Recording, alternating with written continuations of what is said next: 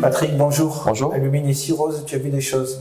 Oui, une étude italienne qui s'est posé la question de l'intérêt de l'albumine à long terme. On sait que l'albumine est recommandée dans les conditions aiguës, mais on se pose la question sur certaines données de l'avantage à long terme de ce traitement. C'est une étude rétrospective de 2 ans, comptant 6600 patients. 4300 patients avaient le bras prise en charge avec une albumine à court terme, puis il y a eu un arrêt, et un autre bras de 2300 patients qui ont eu une prise en charge d'une manière aiguë avec une albumine, et ils ont continué ensuite une fois par semaine l'albumine pendant en moyenne 14 mois, mais c'était une moyenne.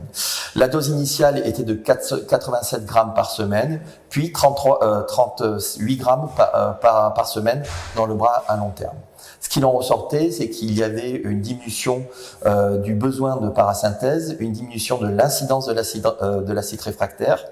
Sans différence significative, il y avait quand même dans le groupe où on continuait à faire l'albumine moins d'infections, moins de syndrome hépatorénal et moins d'encéphalopathie, et il y avait aussi moins d'hospitalisation à long terme. En conclusion, ce qu'on peut dire, c'est que bien que cette étude a des limites, qu'elle soit parce qu'elle est de courte durée, parce que c'est une étude rétrospective, qu'elle ne soulève pas la question économique de la prise en charge, elle a quand même le mérite de poser la question de l'intérêt à long terme de l'albumine. Oui, sur des pathologies, elle n'a pas forcément beaucoup d'incidence.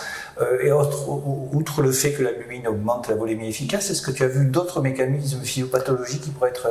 Oui, tout à fait. Jacques, il y avait un poster qui montrait l'aspect anti-inflammatoire par régulation de la perméabilité du tube digestif en diminuant les tight junctions qui évitaient justement la translocation bactérienne. Donc, ça donne tout son intérêt de ce traitement. Merci Patrick. Merci Jacques.